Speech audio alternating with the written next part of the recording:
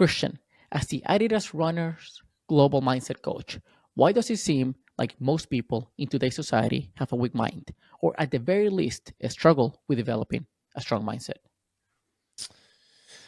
Well, I can't really speak for whether most people have a weak mind or are struggling with it. That's something maybe we would want to kind of look up some studies on, but for sure, I'd say people are struggling, they always have been, and they continue to struggle developing certain mental capacities. Life is tough, and there's just different challenges in today's world than there were 10 years ago, 50 years ago, 100 years ago. And every single individual has to adapt. Everybody has different predispositions. And with today's media landscape, from phones, social media, all the algorithms, all the companies basically competing for your attention, which maybe initially doesn't seem such so extreme, or like it might have a negative effect on some people, is actually your attention is what you experience in your life. So if there's many different people or companies or apps competing for your attention, and they figure out ways to actually grab your attention, then they figure out and have the capacity to affect and impact you in different ways, in whatever ways they want, right? Without whether you're realizing it or not. And that too, for sure, is an issue that we have in today's world that we didn't have 20 years ago. 20 years ago, there was no Instagram and Snapchat and YouTube and different news media outlets or individuals on those channels that are, sharing certain content that might affect us in a way. And I believe that it has a certain impact on every single individual in a way that it's even more challenging from a certain perspective to develop your attentional capacity, your resilience, your ability to deal with challenges, your ability to deal with boredom, um, doing things that are unpleasant but maybe rewarding in the long run, than it was a long time ago, due to, in part, for sure, in large part, but not exclusively, to the media that are in our lives all day, every day. So it sounds like that a lot of the, let's say, probably the main cause is just how our attention is outward instead of inward. Like so we see, sounds like based on what you were describing, that a lot of what we see is well, once again, you have the apps and you have the platforms and you have all these companies fighting for our attention, and that attention goes to things that we might compare ourselves to. It's like the type of life that we would wish, or the type of success we want, or the type of wealth and whatnot. So in that sense, and since you mentioned that, I think that we might have lost the capacity to focus attention on other things, or even have the resilience of fighting those things. Do you think that people are aware of what's happening to them through, once again, every distraction that we have nowadays, or the fact that they haven't been able to work on their mindset is because there's a lack of awareness? I mean, that's a challenging question to ask, because it's a very generalized question over, True. like you say, people, which means True. all age groups in all parts of the world, in all different economic circumstances. It's very different for different individuals at different ages, in different parts of their lives, depending on the economic status that they have, how they have been raised, and so forth. So I would be cautious to say just people, True. and try to be a little bit more either one has scientific data addressing certain populations where one knows this is the case, or this is more or less likely, or maybe there's some anecdotal evidence, personally, my own experience, or people that I know, people that I'm dealing with, and so forth, right? But just to be aware, that not everybody is the same. Everybody is the same from a certain perspective. We have human bodies. We're all the same in that case, right? And if you're healthy, you can think and you can move, and everybody has desires and everybody has aversion to something. We're the same from many different angles, and then from other angles, we are completely unique and different.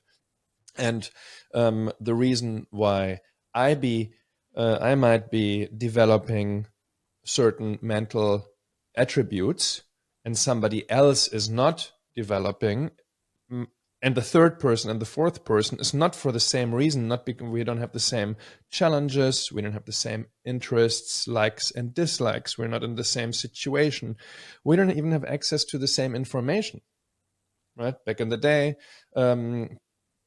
long time ago, 50, 100, 150 years ago, there might have been information, but it was very hard to access, just to get to the information to begin with. People just didn't know, right? So if you had an individual that was informed and knowledgeable and a scholar, you could learn a lot.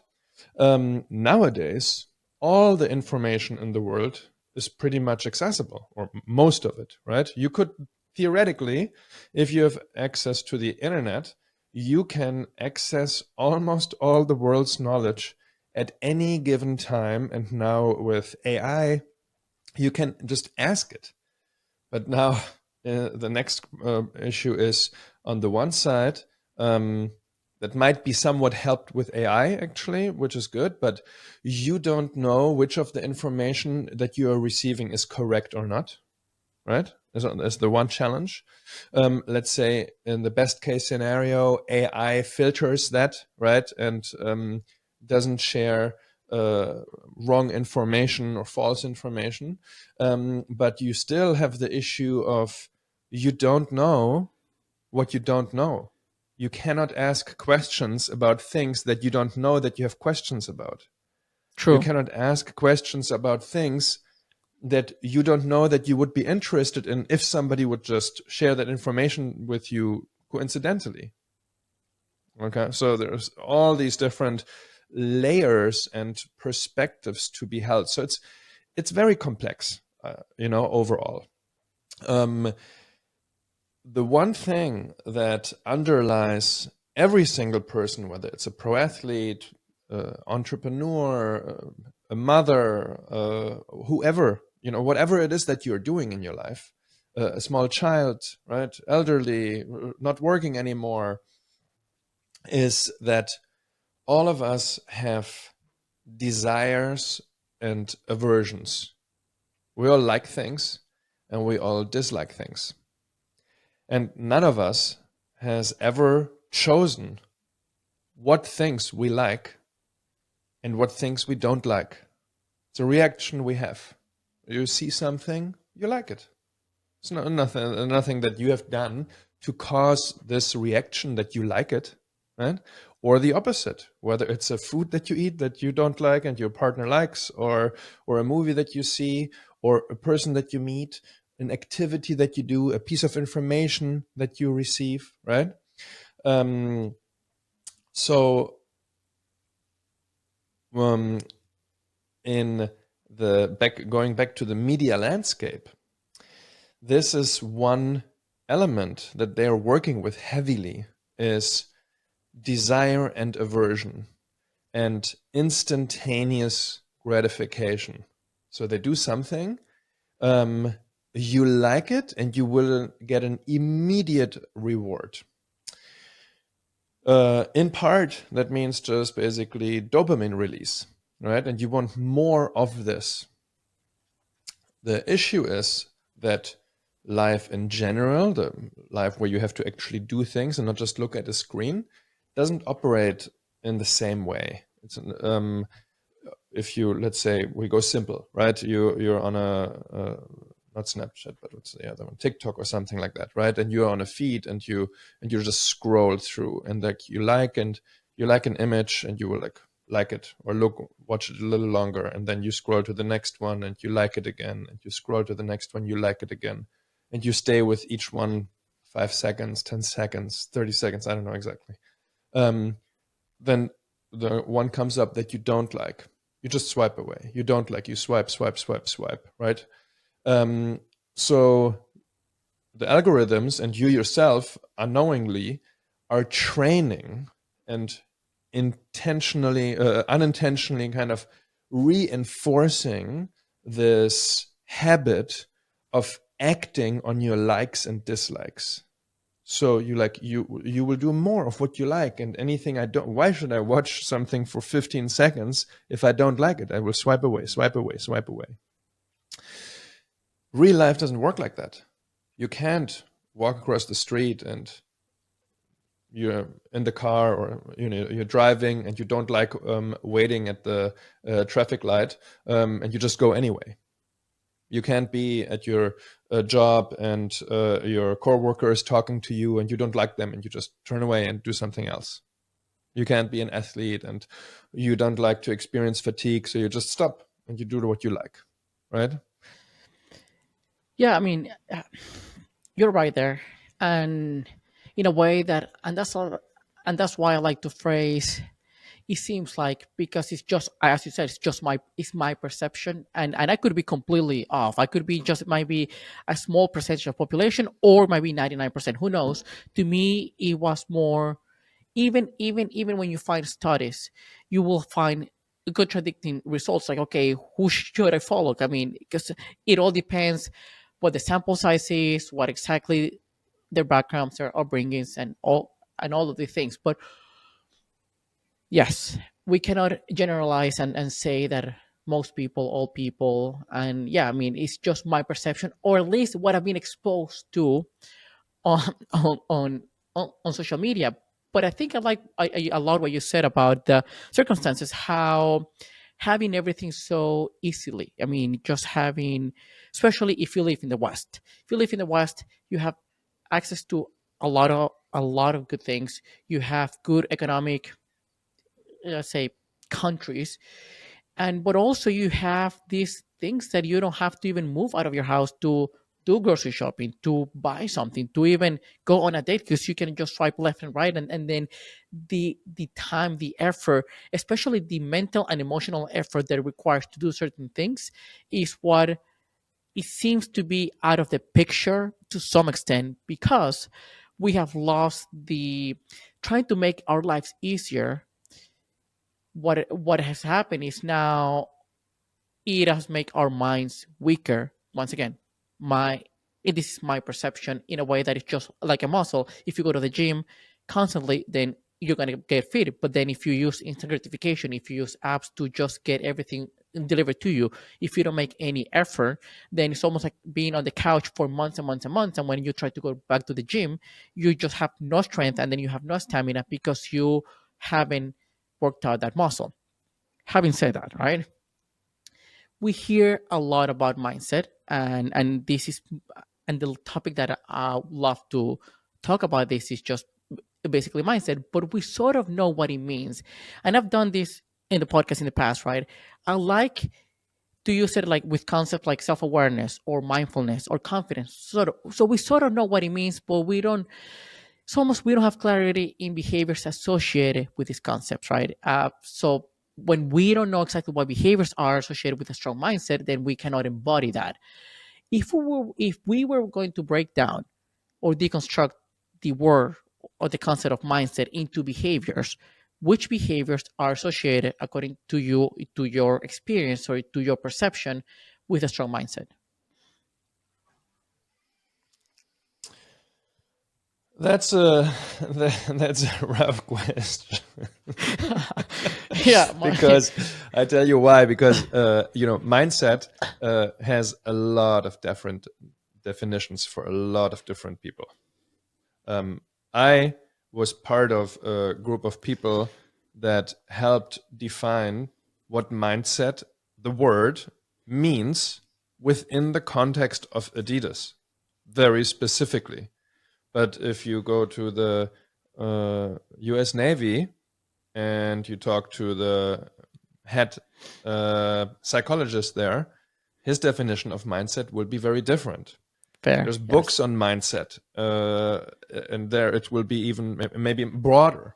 Okay, so and then most importantly, most people in the world use the word mindset like they use many other words, and they have some kind of a definition that is not even clear in their mind. And then they start to argue about what it is and isn't, but neither party has defined mindset.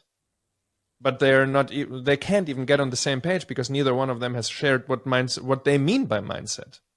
Exactly. So I Yes. give you a little bit of an analogy. So let's say instead of using mindset, because it's such an incredibly broad term, let's use the word um, anxiety. Okay, and again, most people in the world will say they will talk about anxiety, and I feel so anxious, and this is making me anxious, assuming that the other person knows what anxiety is for them. Most people don't even know what anxiety actually means for them. All they know is that it's unpleasant, that they don't like it, that there are certain circumstances that trigger and evoke this unpleasant experience of what they call anxiety, but what the actual components of this experience of anxiety are, they do not know because they do not have enough awareness. So they have awareness, but awareness, like concentrate, other skills, your ability to pay attention, can be trained and improved, and you can be much more or less aware. It's not just an on and off button. It's on a scale, basically, right?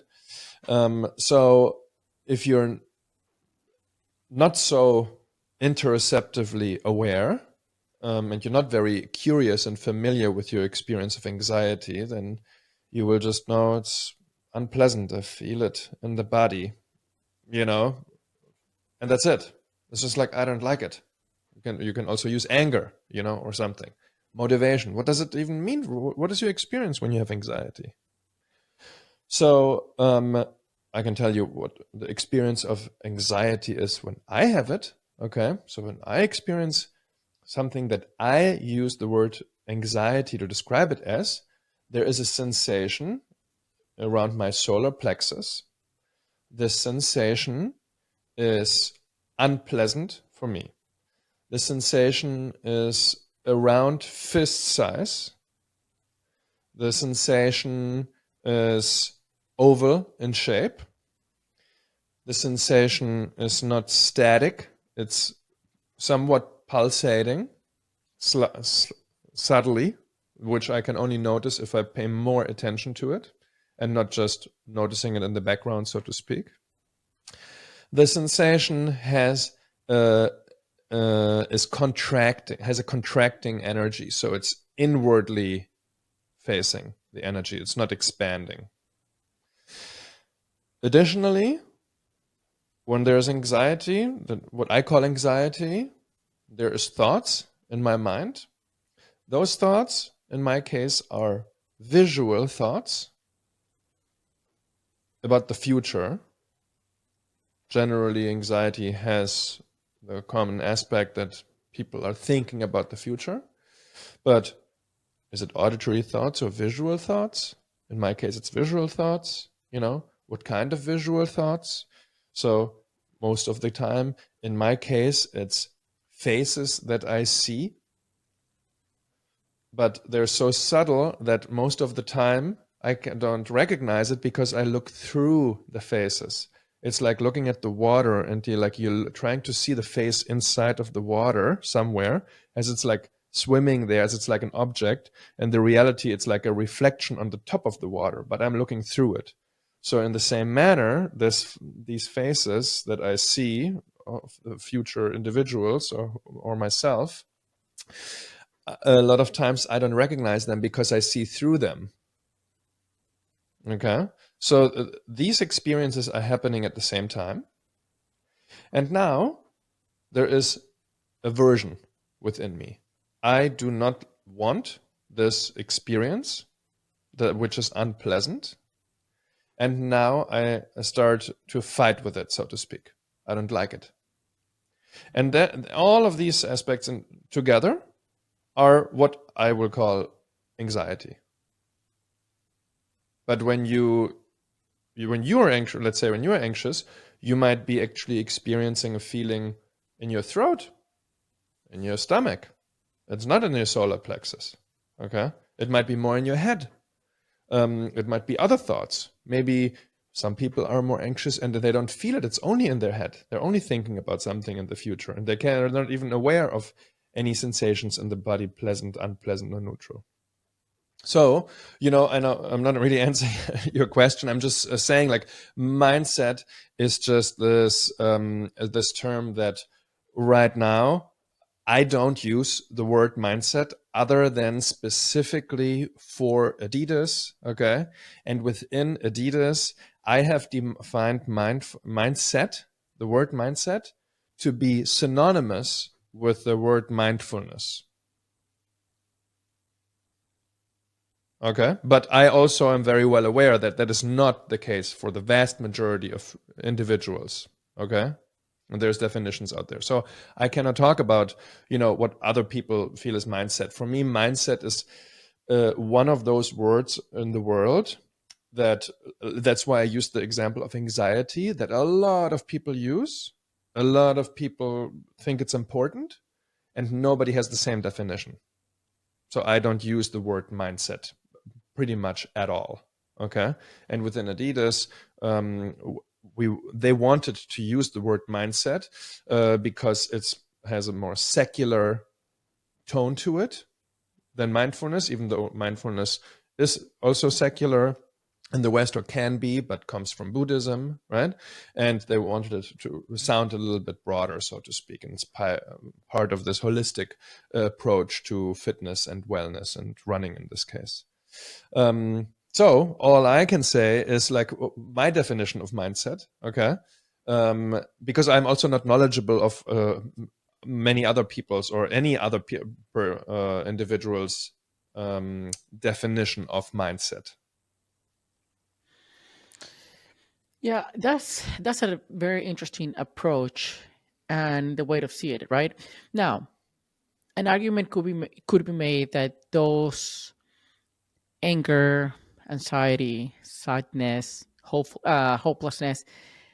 i- There's an argument that most people experience physiological responses in a very similar way when it comes to anxiety. When you were describing your anxiety, is the same way that I feel, and I'm not saying that because you and I feel similarly, everyone else does as well. But seems like that is where there are some similarities. Just because we're humans, we experience emotions in a very similar way. Now, I No, think actually, that is no. Okay, factually incorrect. There's a interesting. wonderful book Okay, from a woman called Lisa Feldman Barrett okay, called How Emotions Are Made. okay. I would highly recommend everybody listening to this to Hmm. read on this. It gives you a great insight. It's Right. mindfulness is not even a big subject in it. It Hmm. really talks about emotions and the concepts of what we think what emotions are, and these preconceived notions that you just shared, that people just think, if somebody has this facial expression, that means that they're feeling this or that they're thinking that. Or if I call something anxiety, then this is what other people are more or less experiencing. Um, Even the fact that fear, let's say, is unpleasant would be generally something that people agree on, not realizing that the experience of fear that you have in a general life situation is something for most people will try to avoid, right? They do not like it. And in other circumstances, they pay money to experience fear. So if you go True. to a roller coaster ride, it is a very similar sensation that you experience because it's your own sensation, right? Of fear, but now you like it. The sensation isn't different, but your relationship to the sensation is different. So it seems like it's all about how we frame things, and if we reframe certain things, we have, because it's almost like, now I understand, and I'm glad that you point that out, because what you just described, my misconception on emotions and how not everyone experience, or I'm not saying that everyone, but it's not that most people experience in the same way or have the same definition for a particular feeling. It described what you said at the beginning, that everyone has a different concept, everyone has a different thing, and then we're not sure exactly. We might go into an argument with somebody else and know, and we feel that, well, we are right, and the other person feels like, well, but neither of us have like a true definition. So I'm glad that you point that out. But I think what you said, even paying for a roller coaster or for a haunted house in Halloween or one of these experiences, it's interesting because it's true. Even those people will do certain things that will pay money to experience that excitement. That is almost like they need to feel that emotion. I don't like any horror movies. I don't like any of that. But I can see how those, some people enjoy those, but at the same time they avoid certain other kind of fears because they have a different level of resistance, or they're trying to avoid uncomfortable things. So it seems to me that it's all about our perception to a specific emotion. It's just, I was following um a guy who meditates a lot, and he said that the physiological, and that's where the nuances come, the physiological response of excitement and anxiety are very similar in that regard. And if you reframe that in your head, that what you're feeling is not anxiety but more excitement, and trying to find reasons and trying to trick your brain into thinking that it's excited rather than anxious, then the entire experience changes, because now you don't have that negative thought that I'm anxious, but you have the positive one that says I'm excited. Yeah, that is definitely one way to approach this. Works for people, doesn't work for other people, because some people have a very hard time believing this other story. So it is about the story in part, but even more so, it is about your belief in the story. So you can, no problem, reframe anything in your mind pretty effortlessly. But if you don't believe the reframing, the new perspective, it is irrelevant that you have a new perspective, because it's just as if somebody else has that perspective. You don't believe it, and you do not choose, nor will you ever be able to choose what you believe and you don't believe. So all you can do is you can try to reframe it. And whether you will believe this reframing or not, however, is not in your hands. There's nothing you can do. And if you don't believe it, there's nothing that you did wrong. It just didn't work for you. Maybe another reframing will work, meaning another reframing of the situation you will believe. It's not that reframing generally won't work for you. It's just this specific kind of perspective you do not believe, and then it won't work for you. But that is how every situation in our lives basically works when you take that approach to um, giving a lot of emphasis and weight on our beliefs. Our beliefs are very, very powerful, right? They even have physiological effects on us.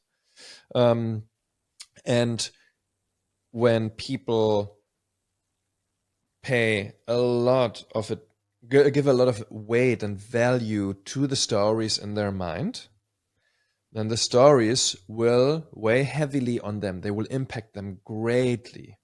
So pleasant thoughts that they believe will impact them very positively. Unpleasant thoughts that they believe will impact them very negatively.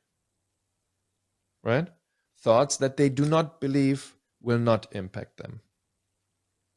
But there's another approach. You could also realize that these thoughts have this impact on you because you believe them. And once you realize that the belief is what is having the effect on you. The thoughts themselves are not that relevant anymore.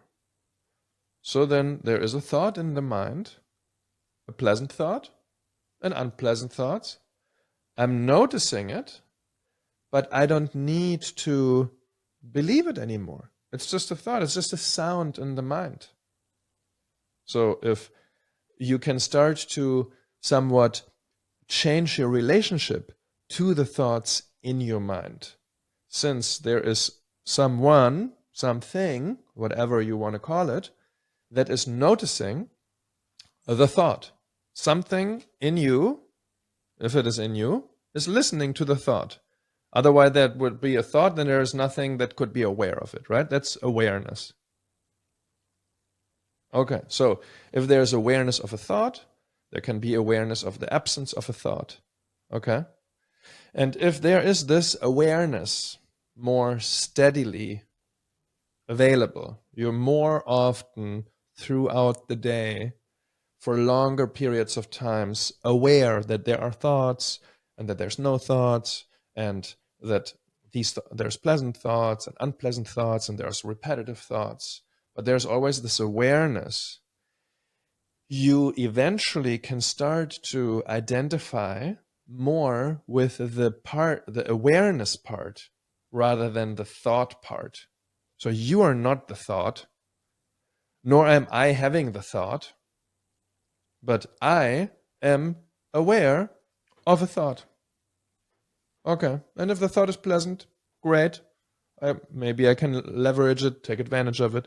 If the thought is unpleasant, also awareness of that. Maybe I can leverage that also, maybe not. And it starts to be somewhat easier to let these thoughts kind of move on when they're ready to move on.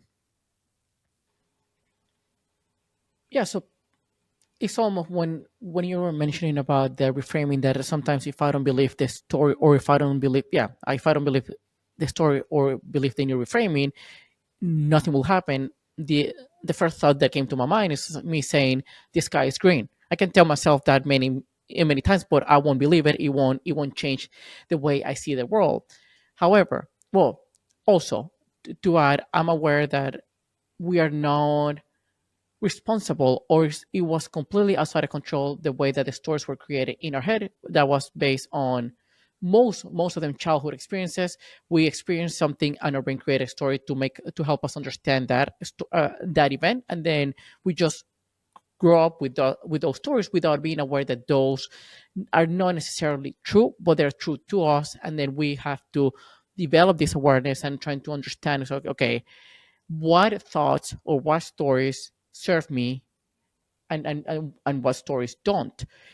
And even though we're not in control of our thoughts, it seems like we are in control of our choices on what to put our attention on. So as you said, if I have like a horrible thought, like World War III would happen in a week, and then I can stress about and then be freaking out and be all anxious and all these kind of behaviors associated with the end of the world, I can choose not to pay attention to it, and I can just disregard that thought and then focus on other thoughts that are going to be more positive, like I'm going to have a great year, or I'm going to have a great race, or whatnot. Having said that, how do people, or in your experience, or how does Christian be, uh, work on becoming more aware of the thoughts? What are the exercises that you follow to be more present in that regard, and really figure out that you are not uh, that you're in control of your human experience, that you don't have to believe every thought that you have, because once again, this is a perception of mine. A lot of people, including myself in the past, will just believe almost every negative thought that would cross my mind, and then I would associate it with my experience. Well, I mean, this is skipping a little bit forward to once you start developing these skills to be able to be more aware. Trying to be more aware of your thoughts is not how you start. most of the time, if you want to practice and exercise this, so to speak. Of course, you will be aware of your thoughts, but until this skill of awareness isn't strengthened to a certain degree, what will happen most of the time is when you're paying attention to thought is that you will get lost in the thought rather than you are aware of the thought. Okay, so that's a big distinction. Okay, so in one case, you are aware, in the other case, you are unaware. In both cases, you are thinking. So a lot of people also have the preconceived notion that when they meditate and develop their mind, they should stop thinking, which is not actually what they should be doing. Okay, their minds can stop thinking. Sometimes it happens. The more you meditate, if you go on a silent retreat and you train your mind for 16 hours a day, you will eventually more and more frequently for longer periods of time experience absence of thought. There will be quiet in the mind, and there will be a blank mental screen, no visuals in the mind, so to speak, right? But every human will have that. That's what the brain is made to do, right? It's made to think. But most of the time, there's a thought. We don't notice it until afterwards. We might remember it, but we will just react to whatever we're thinking about. We will react to whatever we're feeling, right? Rather than notice, direct our attention there, be aware, notice certain aspects of this experience, Let's let it be a thought. Is the thought pleasant, unpleasant, or neutral? Is this thought going to lead to benefit for me in the future? Is this thought going to lead to more harm for myself or for others in the future? Or is this thought going to have no impact for anyone in the future? Okay. You can only try to notice and be aware of these aspects of your experience if you are aware of them and you give some time. It can't go like this, which also isn't helpful in every situation in life, of course, right? So when I work with people and for myself, what exercises one does depends very much on how long have you been exercising. What are you doing? What is your area of interest? So there's not one kind of these are the 3 exercises or these are the 5 exercises that you will do and that will lead to it. There's definitely a lot of people that do that, but that I'm not a fan of because everybody is unique, everybody's different, and if somebody is emphasizing, let's say, paying attention to the breath, okay, and doing breathing meditation, which is very, very beneficial, all the people that don't like paying attention to the breath will not do it. So they're only basically targeting people that coincidentally enjoy paying attention to the breath for whatever reason. Either it triggers a feeling that's pleasant and they want more of the feeling, or it triggers a thought that they believe it's good for them and they believe it and they want more of that because they're looking forward to the future benefits of it. Okay. And other people will just be like, I don't like it. And this thought of this will be good for me doesn't arise. Maybe another thought arises like, I don't like this. Why should I do this? And that's it. Already they believe it without realizing they believe it, and already they're stopping. Okay. So what I practice and what I teach, which is what you do in mindfulness in general, whether that's secular, for athletes, traditionally in any case, is you're always using 3 different skills. Those are the skills that you're using, everybody has, and you also train then intentionally in this case. So the first skill is your ability to pay attention to whatever you want for any length of time. So it's like an attentional cone, okay, like a flashlight you can imagine, and you practice moving this flashlight to wherever you like it and keeping it there for however long you like it. Okay, you can even have 2 cones or 3 cones eventually. That might not always be beneficial or what you want to do, but it's possible. So that's the first skill. The second skill is you're practicing your ability to track what you're experiencing in real time. And also you are training, which is the same skills, like a subcategory, your ability to differentiate between different sense categories, between different experiences. So that would be, you can call that awareness, presence, being in the moment, and so forth, right? Not being lost in the moment, but noticing the moment, being aware of it. And then the third skill you're using and developing is your ability to try to be equally open to pleasant, unpleasant, and neutral experiences without push or pull. So you're not trying to suppress and avoid things that are unpleasant. You're not trying to cling and hold on to things that are pleasant and you like. And you're not indifferent and dismissive of things that are neutral because you're bored. So instead, it's a fourth option where you learn to act independently of your likes and dislikes rather than just react to what you like and dislike. So these three skills in combination, you can give them different names, right? I call them concentration, clarity, and coolness, or in the unified mindfulness system, you call them concentration, sensory clarity, and equanimity, or you could call them focus, presence, and openness, but then what matters is the definition. And using these three skills at the same time, that's the difference. That's when you are mindful. You're always using one skill or two, sometimes even unintentionally, all the time. But you don't very often use all three skills at the same time, even though you do sometimes.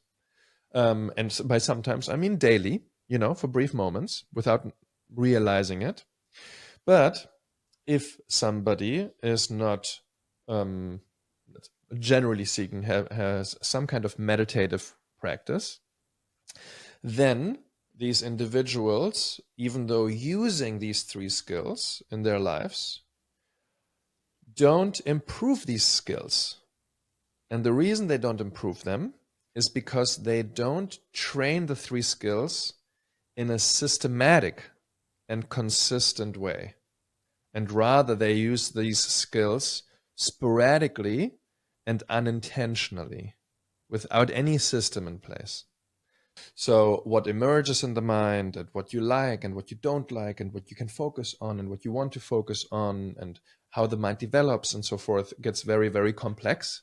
And that is, as in an essence, what I teach, what I practice myself, what many people teach in the mindfulness world, or all people who teach mindfulness teach how to use these skills. And now, to come to your questions, there's different techniques. Okay, so a technique is basically always consistent of two different elements. One is a focus range, which means what do you pay attention to?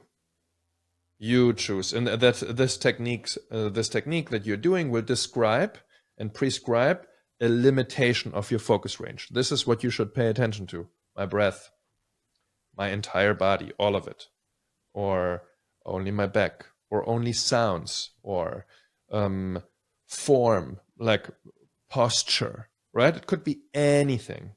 So since you could pay attention to anything, my thoughts, right? Emotions, anything I'm looking at, smelling, tasting, and so forth, that means that there is an infinite amount of techniques. There's not 10, there's not 100, there's not a million techniques. There's an infinite amount of techniques. It will never be able to be limited. Okay, that makes it very complex. That's why it's so challenging for people. Not because there's not enough, but because there's too much. And then when teachers sometimes try to simplify, then they simplify it so much in terms of the focus range, let's say only the breath, that now it's not interesting enough. And if it's not interesting initially, you're probably not going to do it unless you're so lucky that in your mind you have this thought that this is good for me in the future because of these scientific studies, or because of this individual that I've met, or this and that, and you believe those stories in your mind. And these stories will trigger the desire for you to want to practice, even though paying attention to the breath itself is unpleasant. You can sense like how complex this gets, right? With like what you like, what you don't like, and like why you do it and how you do it and what influences your desire and behavior and so forth. So, so what I teach is, yes, I teach a couple of techniques at the beginning, generally 5 different techniques, but then immediately after that, I teach people how to develop their own techniques, so they can pay attention to what they want and they understand why and how, right? So the focus range is the first part. And the second part is the instruction set. What should you do? You should pay attention to the nostrils, breath meditation. Okay, and now what? Okay, so now you have to give an instruction. Okay, you direct your attention to the nose. And now what? Should I feel the nose? Should I hear my breath? Right? Should I look at it in the mirror? What? Okay, so let's say we feel. So we're limiting attention to this area of the nostrils, and we are limiting our attention to somatic experiences in this location. And now what? What more? Anything? Yes, you could notice any somatic experience in the nostrils, or you could say, only try to notice that if you're inhaling or exhaling, or try to notice if you're inhaling for long or for short, or if it's pleasant or unpleasant, right? And then eventually your attention will get hijacked, you will get distracted by something else, you will hear something, or you will get lost in thought, you will become unaware, right? And eventually you will notice, you will become aware that you are either unaware or that you were, or that you become aware that your attention is somewhere other than your nostrils. And in that moment, when you become aware of that, that's great. And you're lucky, right? And you return your attention actively to this part of your body that you just picked, in this case, just being the nostrils. That's a very simple instruction set, okay? And a simple focus range. But many, many people do not enjoy paying attention to the breath just because the sensations aren't pleasant, right? Well, see, here's the thing, which, by the way, first and foremost, thank you for giving that breakdown, because I think that, at least for me, and I'm sure that for a lot of people as well, the problem with mindfulness, the problem with meditation is like, we don't know whether we're doing it right or not. Just, okay, I can focus on my breathing, I can focus on my shoulder, I can focus on it, different parts of my body, but then what? I mean, how long do I, if I lost track of thought and then I'm gone and then come back, am I being successful or not? So understanding, having clarity on what we need to do in order to practice these exercises is something that is quite valuable, because, as you said, there are infinite ways to do things, and then it might be just focusing on what we smell, or focusing on what we hear, or focusing on what we feel touch wise, or whatnot. So I like that. And then I guess the definition of meditation or mindfulness is not is never leaving the state of present, but becoming aware and returning back to the present moment. Now, I think that even those people who don't enjoy focusing on their breathing, which again, everyone is different. I think that it could be similar to those who don't enjoy run in the beginning. When you're and this is me, uh, for the longest time when it comes to meditation.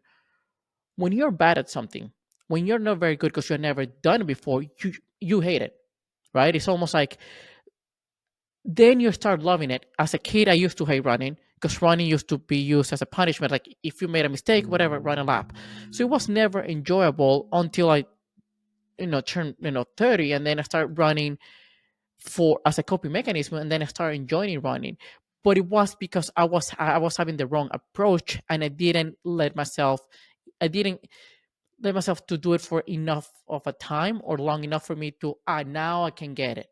So now, true, I like your approach of, hey, listen, You don't have to necessarily focus on your breath. It would be easier because that's what a lot of people do. But then you can, even if you even if you do it, even if you hate it, or even if you dislike it, you can find ways to eventually, once you become better at it, once you become less frustrated at yourself for not focusing, then you can eventually enjoy it. But yeah, I do agree with that point.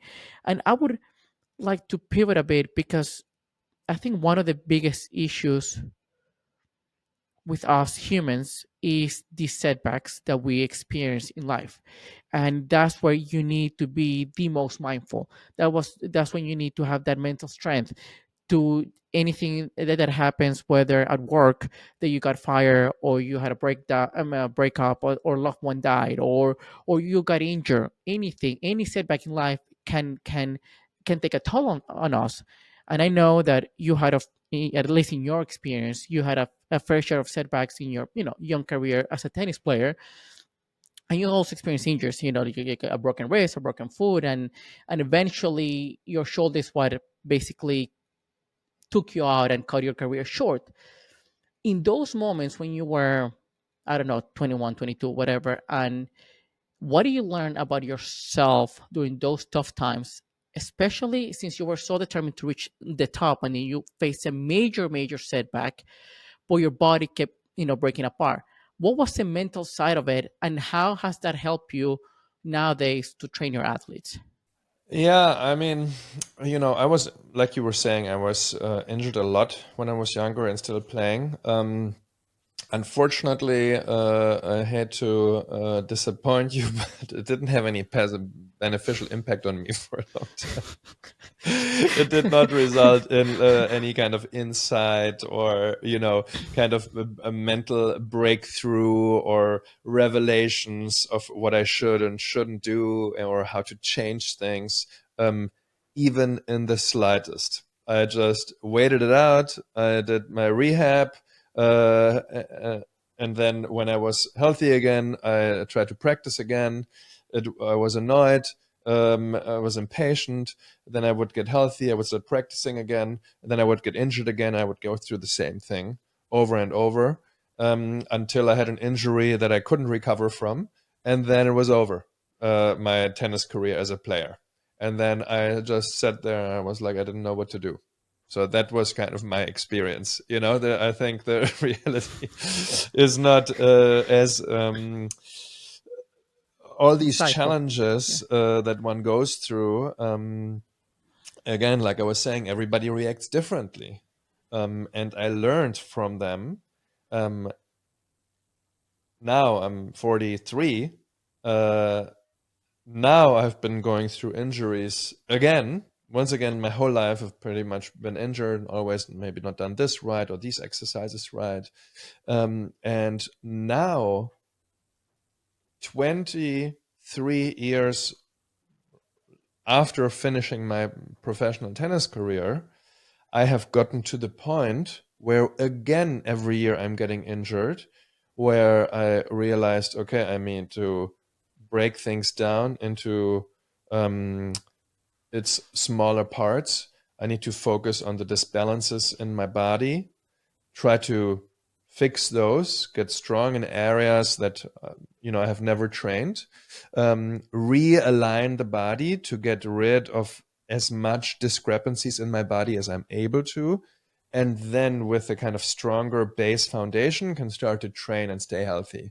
And this has been working now. So um, and it's not even that these all these injuries when I was young were resulting in that. It's injuries until last year, consistently, still now at 40, until I turned 43. This has been continuing. And only now, for the very first time, have I taken a different approach in principle, rather than again just waiting it out and then training again and then waiting it out and then training again. It hasn't changed. Okay. And that is also, I think, a great example of how um, develop being a former professional athlete and then being a coach for over 20, 25 years almost now. And then being a mental performance coach, focusing on mindfulness and practicing mindfulness for myself, most importantly, and being much, much, much more aware than I ever have been. And still, it doesn't cover every area of my life and make me so aware and knowledgeable that everything that arises I become aware of and I have a fix for and a solution, or even if I know the solution, that I have the capacity to kind of go forward and do it and be a perfect human being. I'm not perfect. Um, so from that perspective, I would say like it's a big challenge, and it's just a journey rather than this. Oh, I've learned this. Now I've learned something new again, and no doubt in my mind, will there be something that will arise, some other injury or health issue that I have that will be challenging, and I will have to figure something new out, you know, from it. So it's kind of more like an ongoing process, um, like you said, with everybody goes through hardships, setbacks. In my case, it was injuries, but all of these injuries never had such a devastating impact on me that I was now emotionally and mentally in a state where I was like, stop, what do I need to do now? At all. It was just like, oh, it happened. I waited. Okay. I didn't pick that I didn't have a strong emotional reaction to it. Um, and the result was that it now took me 40 years, let's say, or I started playing tennis when I was 4, and then I already wasn't injured until I was really like 11. Okay, and when I was 11 it kind of started. Okay, so let's just say over 30 years I've been injured consistently every year, never 1 year not injured. um the downside of having in my case, of not having a strong, unpleasant reaction to all these injuries is that I also was never very motivated to do something differently. So now there were other experiences where I had a very strong emotional reactions, very unpleasant. I was struggling and suffering like as much as you could struggle. And they were objectively speaking maybe nowhere near as bad, but because I was suffering and struggling so much, I was then very motivated. I didn't choose to be motivated though. The motivation, the desire to experience something else was a um, condition happened because of my struggling, of my suffering. If I hadn't struggled, like with the injuries emotionally, right, there wasn't the motivation. Now there was a lot of struggle, and then the result of that was just like a lot of wanting for things to be different. So I got lucky, very lucky, when I was in my late 20s or mid 20s, that I had a nervous breakdown because it was so unpleasant and it was so challenging, and I so didn't understand it, and I so didn't want that it triggered this interest and motivation to change that, to change how my mind functions, to change how my mind operates, to change my relationship to my thoughts, to my feelings, right?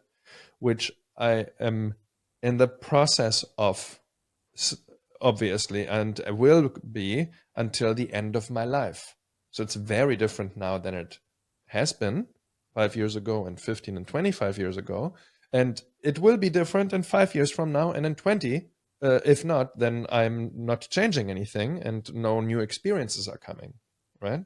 So it's not like anybody, definitely not me, is like getting to the point in where their life where it's like, ooh, I have everything figured out.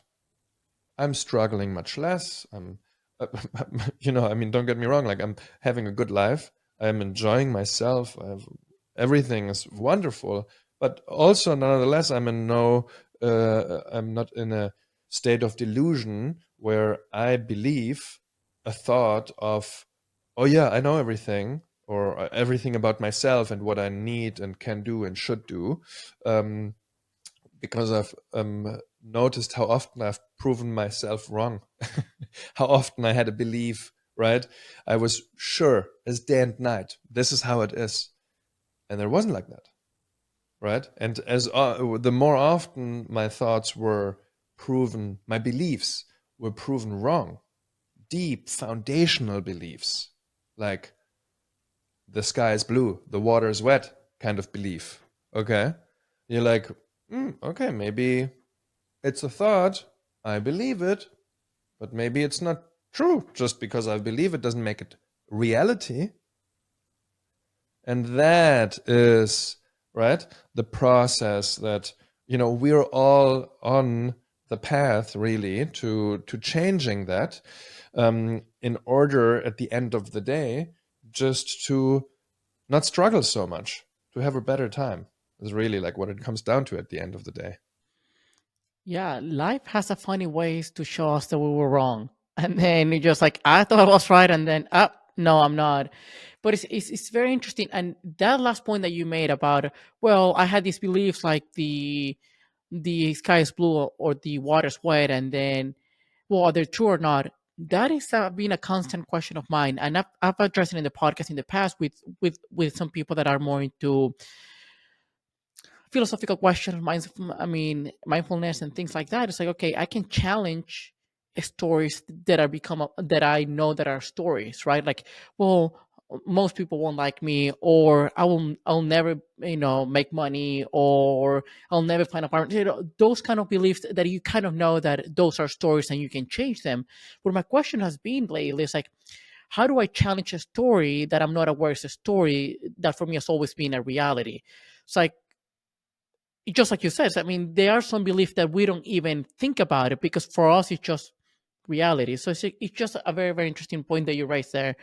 And yeah, it's very ironic how all of your insights and all of your the what broke you down, it wasn't anything to do with your athletic career that you've always been an athlete. Therefore, it's just been completely different. And then that has helped. I guess when you were mentioning that none of the injuries make you or none of the injuries made you really think about it too much. I thought about the three steps process, like concentration, presence, and coolness. I think that you were more on the coolness side, not by choice, but almost by design. That any kind of injury, you were like, it is, but it is. You just accept it. No, actually. I know. Okay. So to go a little bit like kind of deeper into this coolness. Okay. Coolness doesn't mean not experiencing unpleasantness, unpleasant thoughts or emotions. It's accepting them, right? Okay. Exactly. So I just didn't experience those. There's nothing to be Ah, cool with. If I am not interesting. bummed out because I'm injured, Interesting. then why, I don't need to be cool with my own experience. It's an injury, and there's no reaction within me that has any kind of effect on my future behavior. That was none of my choosing. There was nothing that I needed to struggle with. I was struggling with a physical injury that I needed to wait out until it's healed again. That most of the time, physical injuries in sport, I mean, with exceptions, of course, are injuries that are kind of unpleasant for certain movements. And if you don't engage in this movement, it doesn't hurt. So you're not even like in pain most of the time. And if you try to do this movement and it still hurts, you got to wait. And when the pain is gone, eventually through rehab and time and waiting and rest, then the pain is gone and then you continue. It's not even like somebody who has um, a disease, or even if you have a sore throat, that you are like in actual physical pain the entire time, or if you had a headache, or if you cut something open and the pain is just there the whole time, and now I have to try to this pain is physical pain, and it will trigger emotional pain and unpleasant thoughts, and now I need to try to be cool with all of these.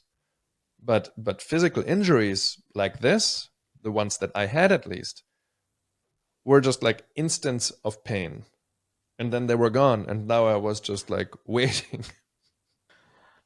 I mean, I wish I could be more like you. Obviously, everyone, every brain is different. But when you're describing, sure, I don't feel pain when I get injured.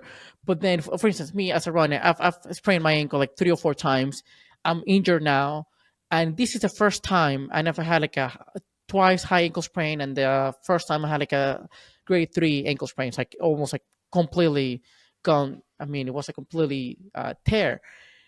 But in those instances in the past, I was so frustrated because running meant so much to me, and that meant not running, not doing something that I loved, that I enjoyed, that had the endorphins that kept me afloat, just dealing with life in general, and for 8 weeks, for 12 weeks, and to me that mental emotional side of it was hard because to me, yes, even though I didn't feel quote unquote pain after the first whatever 3 or 4 days, but after that I could walk fine, but I knew I couldn't run.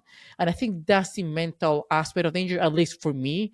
This is the first time I got Yeah, injured but like did you choose to have this mental and emotional reaction to the injury? Did you decide, uh, I want to be upset that I no, cannot run? I want to be thinking about this? Was that your choice? no, but no, absolutely no, which to And me is like is it your choice that you don't like these thoughts?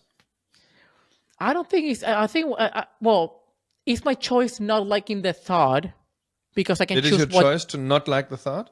You Well, no, could it's my choose to no, like the thought? huh? So you have the thought of, I really like running, and now I cannot run for the next 6 weeks, and that is terrible. You have the ability to choose to like this particular thought I guess that you not. just said I guess not. you causes you misery. No, you don't have the No, choice. no, I don't have So a now choice. that is something that you can practice to be cool with, to allow these thoughts, not from the perspective allowing so secretly these thoughts won't happen anymore, or that if I really accept them, they will change. No, accept them for what they are. They are there, they are unpleasant. You allow them to be. You allow those thoughts in your mind, not to change them. You know, you're not allowing them, and you're trying to change them. You're trying to get rid of them, suppress them, and something, trying to do something with them. So, in my case, I didn't have those thoughts. So I didn't have then the feelings associated with it. So it was a completely different experience. But I didn't. Are not choosing to have those thoughts about not being able to run and how much you like it and this, and then these thoughts trigger feelings, right? Of like really wanting to run and being upset because you can't do it, right?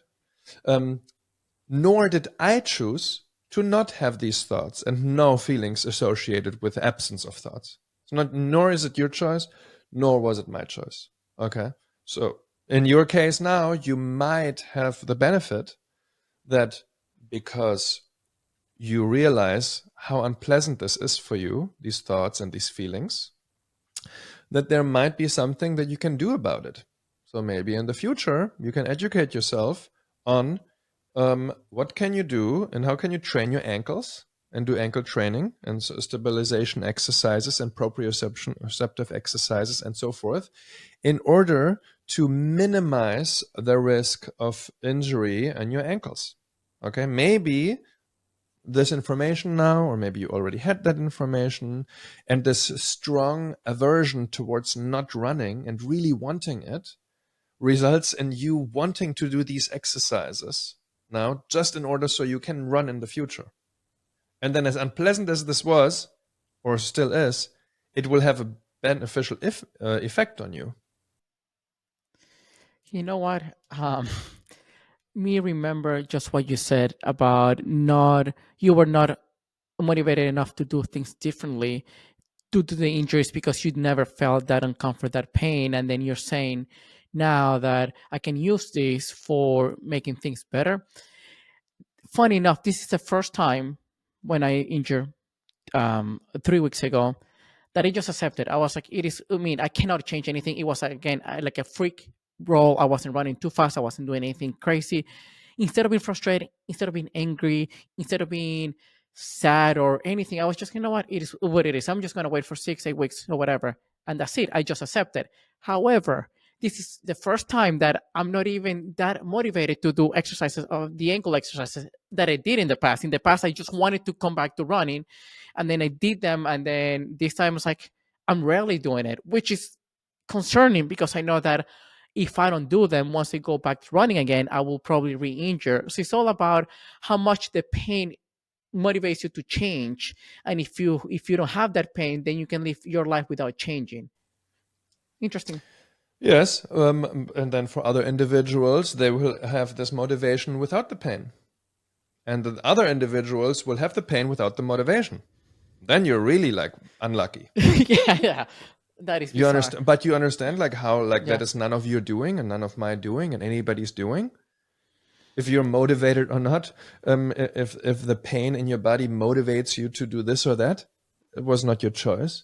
And then on top of that, you might not even know. Most people are spending, I think, like somewhere around 10 to 12 hours a day. You know, today's generation, like teenagers and young adults, on screens in general, and the vast majority of information that they absorb is not like informative information like this because it's not as interesting as a cat video or whatever it might be, right? It doesn't, not as interesting, not intellectually interesting, but emotionally. It doesn't trigger as much happiness quickly and as much joy, right? I start laughing, um, and now if I'm consuming this kind of information the whole time, I'm at the same time not consuming information that might be beneficial for me in the future. Or let's take media completely out of the landscape and you're just at home and in school, right? And before there were phones. But somehow there's very few people around you that talk about things that are interesting like this because they don't have the information themselves. You're never even exposed to that information. You won't even know. You might even be motivated to do something, but the information isn't there and you don't know what to do. So one moves on to whatever is next. So you're almost so those people are mostly trapped in this, like a vicious cycle, It's and just bad luck. It's just everybody has bad luck. Everybody has bad luck, or some people have luck. And like, how much luck do you have in your life? How lucky are you to having been motivated to want to do a podcast, to now talk to certain individuals that you have no idea really what they're going to explicitly say. And some of the things that some of these people say that you talk to will then trigger something in you that will spark you to not do this anymore. Which you didn't even know that it's not good for you, or that will to start doing this or start learning more about that. It and that's just luck. You have no idea. I don't even know what I'm going to say in 30 seconds from now. How can you know? And you definitely don't know how what I don't know what I will say in 30 seconds will affect you. no, it's true. And I think that that is the, I guess I consider myself lucky, as you said, having the motivation, the desire, to do the podcast, just following intuition, realizing I had finding out that I had a talent that I didn't know I had. And so these kind of things, like, okay, that's interesting, but how about those people who were not as lucky, or who didn't grow up in a good environment, or who just were now, since the age of 4 or 5, exposed to technology, and and and and their brain never fully developed, or never learned new things, and how to cope with life, and how to deal with adversity when everything is so easily accessible to you, even though you have a life of, you have everything that you need, and yet you will struggle the most because you never faced adversity in your life. So very lucky, but at the same time unlucky.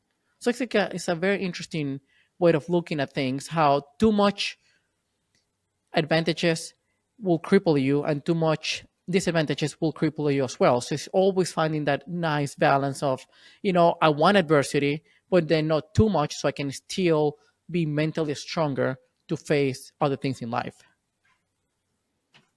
Yeah.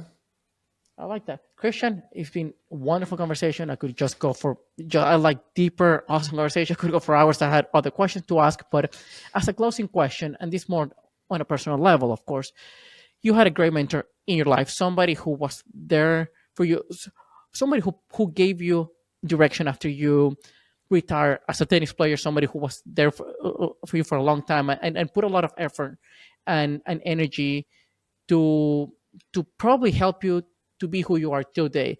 What are either the biggest lessons or one of the things that you learn from him?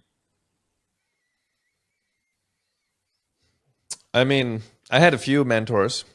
Um, my biggest mentor now is my wife. I learn so much from her.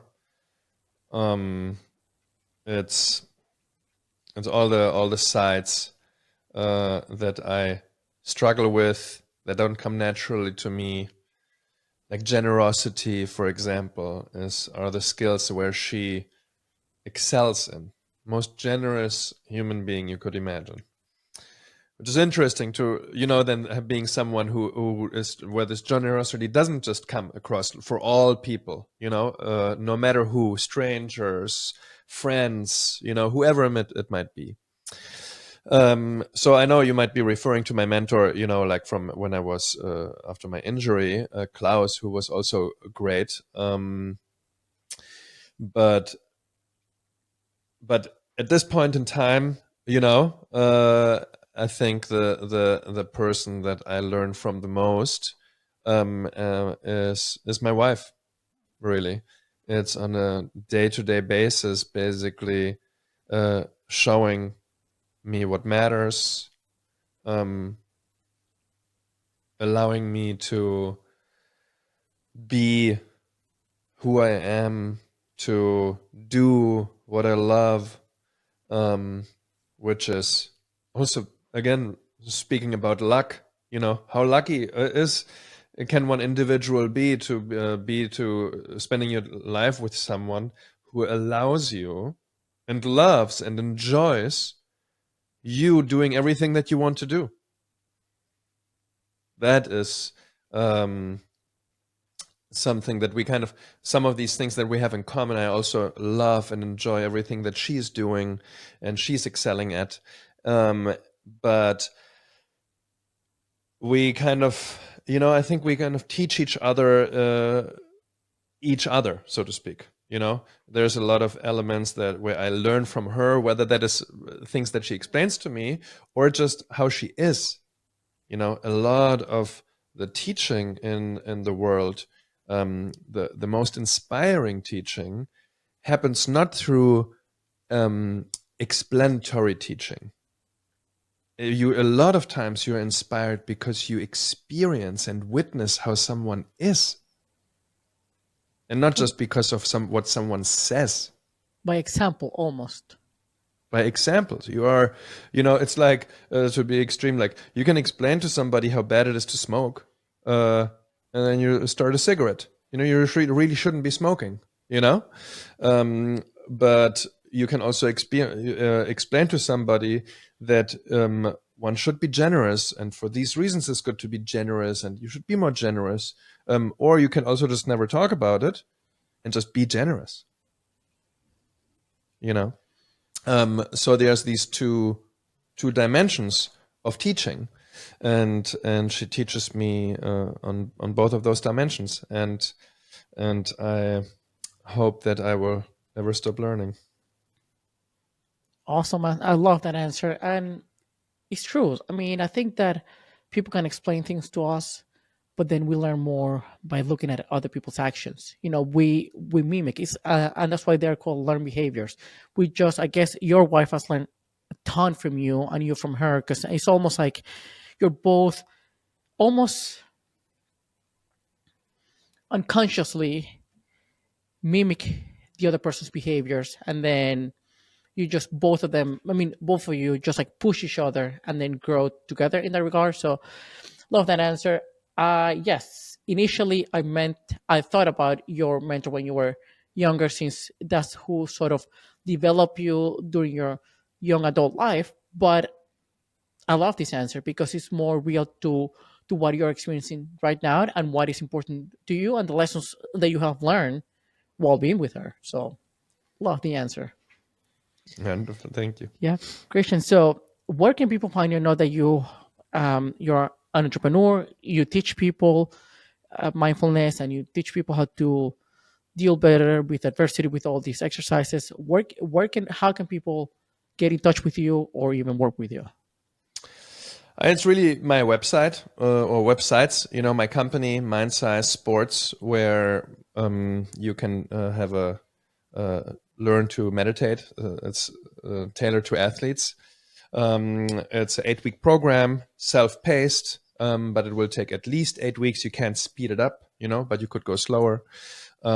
Which is also, it costs around $400, but we have scholarships. Everybody that uh, doesn't have the means to pay for it is encouraged to write to us, send us an email, explain their situations, and we're happy to provide the program for them.